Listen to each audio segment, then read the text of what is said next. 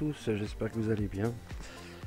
Voilà, donc j'ai amélioré mon routeur entre temps. J'ai fait faire donc un PCB pour que ce soit déjà au propre. Et parce que j'ai rajouté deux options en plus. Donc j'ai rajouté un potentiomètre. Je vais vous expliquer après pourquoi. Et une LED témoin. Voilà, PCB monté. Ça fait quand même beaucoup plus propre. Après, il va être encore amélioré, hein. Déjà, l'Arduino, je voudrais pas qu'il soit soudé sur le PCB la prochaine fois. Et de toute façon, le PCB, il va sûrement changer parce que je vais encore l'améliorer. Voilà, donc on va passer sur côté programme. Voilà, donc j'ai refait un petit peu le programme. Donc vous le connaissez, la dernière fois, je vous l'avais passé. Ce que j'ai rajouté, donc, j'ai rajouté une consigne. Cette consigne va servir à changer, je sais pas si vous vous rappelez la dernière fois, sur le programme on avait une valeur qu'il fallait qu'on change, en gros c'est la température à laquelle on veut que le routeur solaire mette notre chauffe-eau la température minimum. Donc, je sais pas si vous vous rappelez, avant c'était ici. Si le ballon est froid, donc moins que la consigne, ça c'est ce que j'ai rajouté, mais avant c'était à je crois 31 degrés. Donc j'ai rajouté donc une consigne. Donc là on met une variable de consigne pour que le programme sache ce que c'est. J'ai rajouté une variable donc c'est pour le potentiomètre. J'ai rajouté une pondération. Donc ça je vous en parle juste après. J'ai rajouté une LED 1 sur la sortie 6 de l'Arduino, donc ND6, et une variable intensité LED 1 donc est égale à 0. Ça permet à la LED de revenir au point 0 une fois qu'elle est allumée. Alors pour la consigne, donc, ce que j'ai fait c'est qu'avant il fallait rentrer dans le programme pour modifier cette consigne là. Voilà. Tac. Donc ce que je fais c'est que j'ai supprimé les valeurs qu'il y avait avant et j'ai rajouté donc une consigne. Donc j'ai marqué donc si la température est inférieure à la consigne, alors on met la LED à fond. Cette consigne là en fait c'est un je vais vous montrer. Voilà, c'est un potentiomètre que j'ai rajouté. Comme ça maintenant il n'y a plus besoin de rentrer dans le programme, en fait on règle la consigne qu'on veut grâce au potentiomètre. J'ai rajouté une page consigne. Donc ça c'est la température, je rappelle, à laquelle le chauffe-eau restera tout le temps, quoi qu'il arrive. Donc comme ça on peut la varier.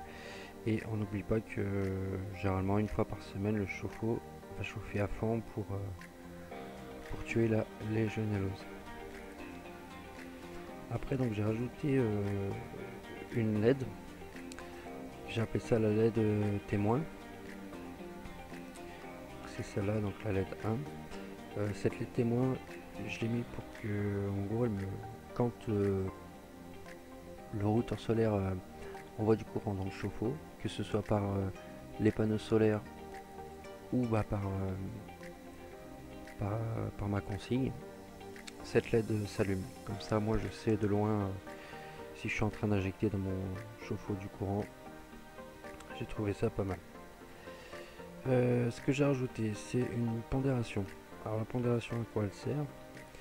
Je l'ai rajouté pour la valeur de la sonde de température. Parce que ma sonde de température par exemple me disait 48 degrés. Alors qu'en réel, après mesure avec un thermomètre à mon robinet, mon eau était par exemple à 50. Donc j'avais de 48 à 50 2 degrés d'écart. Et je savais pas comment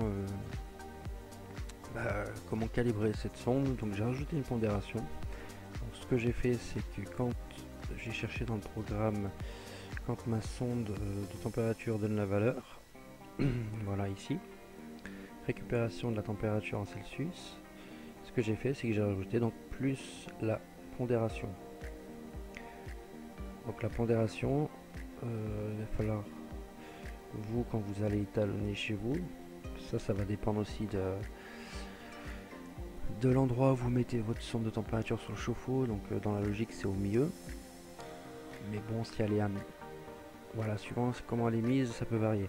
Donc ce que vous faites, c'est que vous mesurez la température à votre robinet avec un bon thermomètre. Et vous voyez ce que la sonde vous dit, et puis vous rajoutez la différence ou enlever. Donc moi, ma pondération, voilà, j'ai une erreur de 9 degrés, un écart de 9 degrés. Donc c'est ici que vous allez régler votre écart. Donc il y aura sûrement encore une autre version. Et là que je suis en train de m'y pencher dessus pour déjà je voudrais sur cette partie, voilà, enfin ça c'était avant, hein. Mais là on a la partie donc gestion variateur pour la puissance pour envoyer dans le chauffe-eau. J'aimerais intégrer donc tout ça là dans mon PCB. C'est pour ça que je suis en train de voir pour créer un triac avec un zero crossing. Pour que ce soit bon déjà dedans, que ce soit propre, parce que là ça c'est un truc de bon AliExpress. C'est un 4000 watts, mais bon, ils disent que il peut pas dépasser 2000 watts sur des longues durées. Bon, j'ai pas trop confiance, surtout que là je viens de changer de chauffe-eau qui vient de passer à 2400 watts. Donc ça pique un peu. Après, ce qui est bien, c'est que avec là notre résistance variable pour la LED, moi j'utilise pas 2400 watts. Donc j'ai baissé l'intensité de la LED pour que mon chauffe-eau, au final, quand il s'allume, ça consomme je suis à 1500-1600 watts. Ça, c'est aussi l'avantage de ça. C'est génial. Donc voilà, je vais intégrer ça là-dedans. Après, j'hésite. Je sais pas encore si je passerai pas par un ESP. Un ESP et un PZ EM04 pour prendre la tension la consommation pardon, du chauffe-eau et que ce soit aussi en Wi-Fi. Donc moi ça sera directement sur mon assistant. Ça à voir, c'est pas sûr. Donc voilà, bon j'espère que cette vidéo vous aura plu. Et je vous dis à la prochaine. Allez, courage, soyez forts. Ciao ciao.